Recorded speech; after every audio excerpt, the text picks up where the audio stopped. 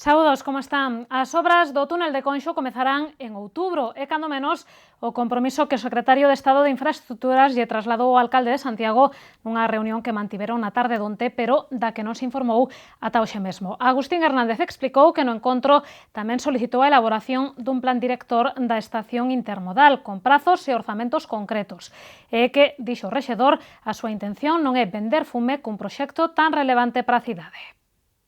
O túnel de Conxo empezarase a construir en outubro e deberá estar rematado nun prazo de 12 meses. É o compromiso que o secretario de Estado de Infraestructuras, Rafael Catalá, lle trasladou onte ao alcalde nunha reunión da que non se informou ata hoxe. O paso inferior, que xa está adxudicado, conta cun orzamento de máis de 7 millóns de euros e aliviará o tráfico nunha zona da cidade pola que pasan a diario 35.000 vehículos. Na xuntanza, Agustín Hernández aproveitou para demandar a elaboración dun plan director da estación intermodal. O rexedor quere que o Ministerio de Fomento estableza prazos e orzamentos concretos para esta infraestructura para que o proxecto, dixo, non acabe reducido a unha maqueta. Eu non desexo para Santiago unha maqueta que quede metida nun caixón, nunha mesa do Concello, que as xeracións futuras poidan decir que estación máis bonita tiña prevista Santiago, pero logo despois non teñamos nada. É o que está a acontecer en Lugo, é o que está a acontecer en Ourense. Considero que debemos de planificar un plan director da estación con visión realista, con planificación no tempo e con dotación orzamentaria real. Ese é o obxectivo. Doutra banda, o secretario de Estado de Infraestructuras manifestoulle ao alcalde a intención do Ministerio de Fomento de comezar este mesmo ano ca tramitación da ampliación dos accesos ao polígono do Tambre. A actuación permitirá duplicar a calzada na ponte sobre a Estrada Nacional 550 para acabar cos atascos diarios neste punto. Pois da nova estación tamén falou o voceiro do PSOE e fixo para acusar a Agustín Hernández de ser o responsable do seu bloqueo. Paco Reyes lembra que foi a Consellería de Medio Ambiente, Territorio e Infraestructuras a que incumpriu o convenio asinado no ano 2009 entre o Concello, a Xunta e o Ministerio de Fomento para a construción da intermodal. Tamén lamenta que o alcalde rexeite definitivamente o proxecto da estación que foi presentado en decembro de 2011. Iso sí, despois de que a Consellería e o Goberno local, xa daquela en mans do PP, se negaran a participar no proceso de selección. O atraso na construción da estación intermodal é froito dunha decisión política do Partido Popular que tivo Agustín Hernández como brazo executor. É o que cree o voceiro municipal do PSOE, que hoxe fixo un repaso pola historia deste proxecto para descargar as responsabilidades da súa paralización no actual alcalde. É que Agustín Hernández, como conselleiro de Infraestructuras da Xunta de Galicia, estivo, e o recoñen vostedes, estivo todo o tempo dende o 2009 que toma posesión facendo plantexamentos de dificultades con respecto ao desenvolvemento do proxecto da estación intermodal do AVE en Santiago de Compostela, bloquexando ese proxecto. Reyes lembrou que en decembro de 2011 elixiuse o deseño da intermodal nun concurso do que se ausentaron o entón conselleiro de Infraestructuras, Agustín Hernández, e o que daquela era o alcalde de Santiago, Gerardo Conderroa. Máis tarde, as administracións implicadas comprometéronse a elaborar o proxecto definitivo para a estación antes de xuño de 2013, pero nunca máis se soubo. Pero o voceiro do PSOE, a explicación non ten que ver cos cartos. Estamos a falar de 48 millóns de euros. O podemos comparar dentro da propia Galicia con Ourense 68 millóns de euros e a podemos comparar ca estación intermodal de Vigo máis de 100 millóns de euros. Por lo tanto, o problema non é diñeiro e, ademais, o proxecto ganador, como todos vostedes coñecen, pódese desenvolver e pódese executar por fases. O voceiro socialista acusa a Agustín Hernández de bloquear a estación intermodal de Santiago mentres impulsaba a construción da de Vigo. Reyes pregúntase se iso ten algo que ver co feito de que o agora alcalde compostelán fora elixido deputado pola provincia de Pontevedra. Acusacións que rexeita o alcalde de Santiago, que tamén quixo responder ás críticas da oposición en relación á reunión que mantivo o martes co presidente da Xunta. Como lles contamos, BNG e PSOE creen que a xuntanza estivo baleira de contido e que só deixa unha foto. Pois ben, Agustín Hernández asegura que o galla que todos os seus encontros con Alberto Núñez Feijóo sexan tan fructíferos para Compostela. A min gustaríame ter moitísimas máis reunións co presidente tan baleiras de contido como esta. Estamos a falar de completar a fachada do Obradoiro, polo tanto 2 millóns de euros a engadir ao investimento que xa se está a materializar, completar esa peza imprescindible da nosa praza do Obradoiro, polo tanto unha boa noticia, e tamén eses 300.000 euros do Bosque de Galicia. Polo tanto, insisto, a miña aspiración é manter novas xuntanzas, neste caso cos conselleiros da Xunta, e acadar eses acordos según a oposición baleiros que, na miña opinión, son acordos que permiten concretar os compromisos doutras administracións coa nosa cidade. Por certo, que Agustín Hernández tamén confirmou hoxe a paralización das obras da Rotonda de Galeras, ese proxecto que fixo que os veciños do barrio saíran á rúa durante meses para protestar contra o que consideran unha ilexítima ocupación do espazo público en prol duns intereses privados, os do parking da rúa. O alcalde sinalou que está estudando o proxecto e que terá unha decisión ao respecto antes do 15 de agosto. Xa teño en riba da miña mesa algún informe respecto dese asunto. Cando teña criterio conformado e o despache coa concelleira responsable, trasladarei aos veciños a opinión, o resultado e o que temos previsto facer ao respecto. Lóxicamente agora non teño todos os datos como para adiantar un posicionamento, pero en todo caso creo que antes do 15 de agosto daremos esa información. Eran palabras do alcalde durante a inauguración dunha singular mostra que se pode ver polo casco histórico compostelán, organizada polo Consorcio. A exposición quere poñer en valor o papel de persoeiros reais de oficios moi determinados que viviron en Compostela dende a Idade Media ata a actualidade. Para iso botase mando unhas bandeirolas penduradas en 30 edificios da zona vella. O albergueiro, a coidadora de canos, a bordadora ou o xornalista son algunhas das figuras que fixeron que Santiago sexa o que é hoxe, aínda que delas case nunca se fala nos libros da historia. Rescatar do olvido a persoas reais que viviron e traballaron en Compostela desde a Idade Media ata hoxe é o obxectivo dunha singular exposición que dende hoxe se pode ver polas rúas do casco histórico. Esta ciudad chegou hasta ahora aquí porque antes hubo xente que contribuiu a facer esa ciudad, xente anónima, todos están documentados, todos existiron, todos viviron, pero que cada un no seu humilde oficio contribuiu a que esta ciudad sea hoxe patrimonio da humanidade. E entonces buscamos xente así, non están os Fonseca, non están os Elmírez, porque eles nunca deixaron de vivir en Compostela, nunca marcharon, siguen entre nós, pero hai que traer esta xente que pasou e que non se sabía dela. O alcalde Agustín Hernández e a concelleira de Cultura María Antón inauguraron este mediodía a mostra, composta por 30 bandeirolas penduradas doutros tantos edificios do casco histórico.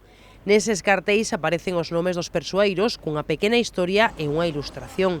En principio, a mostra poderase ver ata outubro, pero o rexedor non descartou ampliar a data e tamén a propia exposición con novas bandeirolas. Ademais, estase a preparar un libro en colaboración ca editorial Positivas, no que se darán todos os detalles destes oficios e destas personaxes. E mentres, o Grupo de Promoción Turística Arias Santiago presentaba un concurso fotográfico destinado a dar a coñecer os 16 concellos que o integran. O certame desenvolverase a través das redes sociais e contará con 4 atractivos premios. Os 16 concellos que forman o Grupo Arias Santiago poñen en marcha dende hoxe un concurso fotográfico para promocionar os seus atractivos de cara a turistas e veciños. O certame está aberto a todo o mundo que desexe participar e pódese presentar calquera número de imaxes. Esta iniciativa, aparentemente sinxela, ten uns obxectivos moi determinados. Que ten varios obxectivos: aumentar, por suposto, a presenza en redes sociais e a visibilidade do grupo, tamén, por suposto, obter un arquivo fotográfico orixinal moi variado a través destas fotografías e tamén involucrar a comunidade local a participar deste tipo de concursos e coñecer tamén o seu entorno.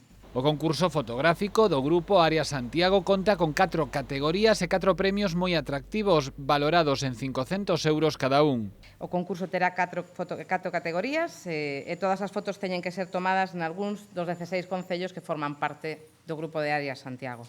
Hai 4 premios, un por categoría, valorados en 500 euros cada un, que son estancias turísticas con actividades de divertimento tamén para toda a zona que comprende Arias Santiago. O O prazo para participar no concurso do Grupo Arias Santiago remata o 15 de setembro. Toda a información sobre o certame poden atopar na web www.ariassantiago.es. E seguimos falando de cuestións relacionadas ca comarca. Hoxe presentouse na Praza de Abastos de Santiago o proxecto Tabernas Gastronómicas do Concello de Vedra. Trátase dunha iniciativa na que participan 16 establecementos hostaleiros que queren promocionar a gastronomía dese municipio. 16 establecementos vedreses son os impulsores do proxecto Tabernas da Ulla. Estes negocios estarán identificados cun distintivo exclusivo, símbolo de boa cociña tradicional, creativa, realizada con produtos locais e regada con boviño. Ademais, escapar ata as terras da Ulla e poder desfrutar da paisaxe.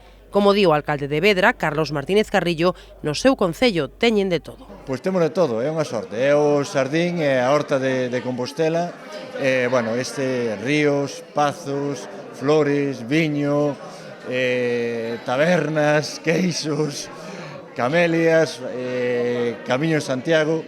Bueno, que máis se pode pedir, non? Outro dos obxectivos dos impulsores de Tabernas da Ulla é converter o municipio no paraíso de Compostela.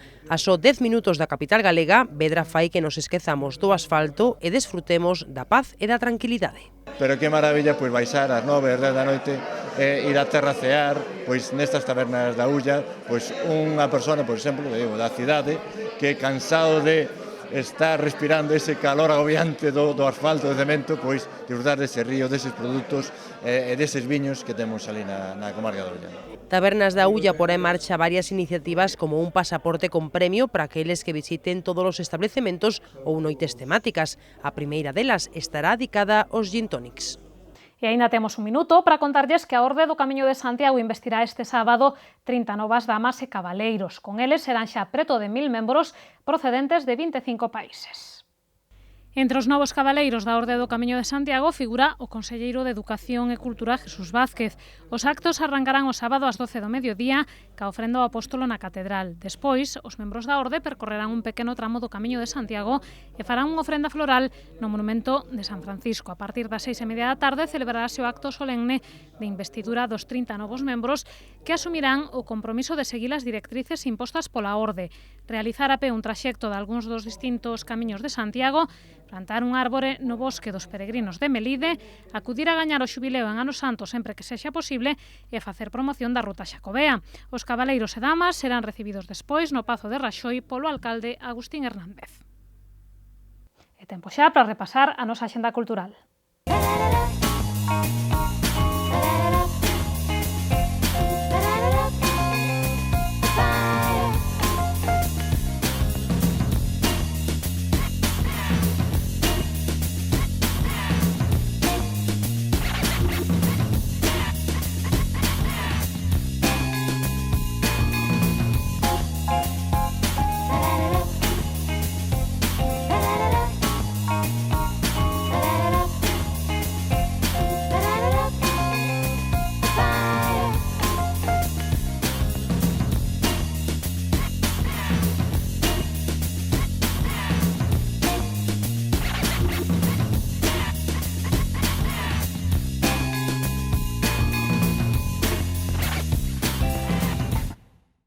Imos ver tamén que nos depara o tempo, cóntanolo Meteo Galicia.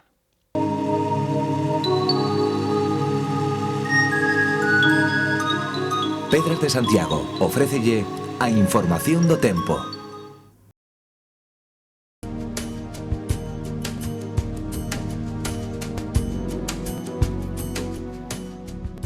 Unha fronte chegarase mañá a Galicia nas derradeiras horas da xornada, deixando un empeoramento do tempo. Así os ceos estarán máis anubrados canto máis oeste e as temperaturas sufrirán un moderado descenso. Os ventos serán frouxos do sur.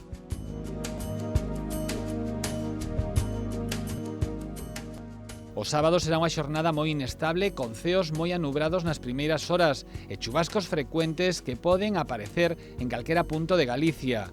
Os ventos serán moderados do suroeste pola mañá e do oeste pola tarde e as temperaturas seguirán baixando.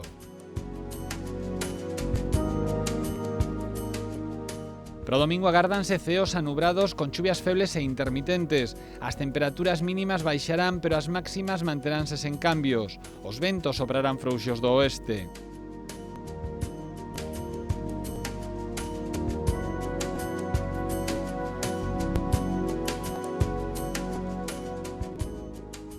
Mañá en Santiago teremos ceos anubrados con chuvias pola noite. Os ventos soprarán do suroeste frouxos pola mañá e moderados pola tarde e as temperaturas oscilarán entre os 14 e os 22 graus.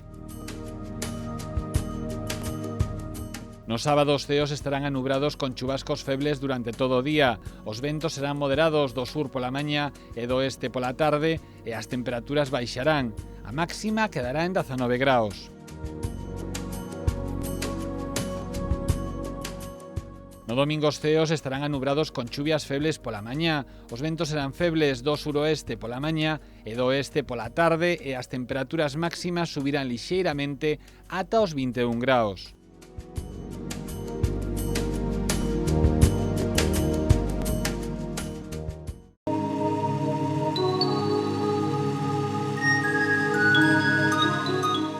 Pedras de Santiago ofreceulle a información do tempo.